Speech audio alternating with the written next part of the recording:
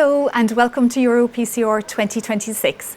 My name is Dr. Angela McInerney. I'm an interventional cardiologist from Galway University Hospital in Ireland, and I'm delighted to be joined today by Professor Mohamed Abdel-Wahab from Leipzig in Germany. You're very welcome, Mohamed. Thank you, Angela. So we're here today to talk about one of the very new initiatives from EuroPCR for 2026, and that's the Calcium Skills Lab.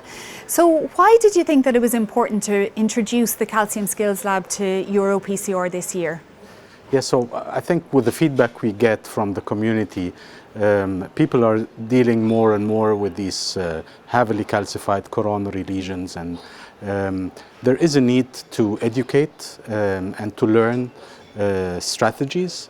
And what we usually have in the various congresses is all of these lesion preparation methods we tend to learn in isolation, which is not how it goes in real life. So in real life you combine imaging with the variability or various devices, and you try to develop strategies in order to reach your target. And this is what we thought about in this initiative of the Calcium Skills Lab. Try to combine all of this in one track so that you gain more or less an experience that is similar to what you have in your cath lab. Mm-hmm. We've been working on this together, yes. Angela, so it took us some time, of course, to try and organize this in a way that is also digestible for the participants. So maybe we need to tell them a little bit about the details. So how are we doing this? Yeah, absolutely. So as you said, it's a very comprehensive program. It consists of 12 sessions over the entire 4 days of EuroPCR. 8 of those sessions are concentrated on imaging and devices, and 4 sessions on the management of complications. So for the imaging and devices session, we have 8 sessions, as I said, where we teach people how to combine the intracoronary imaging with calcium modification using various devices. And we teach them how to combine these devices in order to get a good outcome and to modify the calcium in a very safe and effective way. And also understand what the imaging shows after we've done calcium modification and, of course, after stenting.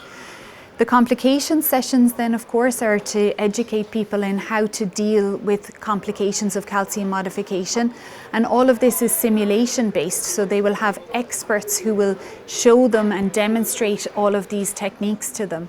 So for the complications, for example, we deal with some common complications of calcium modification, which include perforation and also include burr entrapment. And so we'll teach them in a simulated fashion where they can see the expert operators actually perform this, how to deal with these complications in a safe manner as well, so that the patient is safely treated during that whole procedure. So, I think it's a very comprehensive program, and I think if participants attend all of the program, they will have a very comprehensive overview of how to modify calcium. So who do you think exactly should attend, and what could they hope to achieve by the end of all of these sessions if they attended all of them? So probably everybody should attend. So I personally would like to attend all the sessions as well. But I think they will be extremely valuable for fellows, for early career intervention cardiologists who are starting to deal with these patients, but maybe need a little bit more learning, more guidance, more teaching, more demonstration of not only how to use a specific device or how to interpret a specific image, but how to develop a strategy to treat a particular lesion morphology or type of calcification. There are so many types of calcium, and it's probably quite simplistic to say that we would treat them all in the same manner. So it's also about strategies and also how to manage these complications.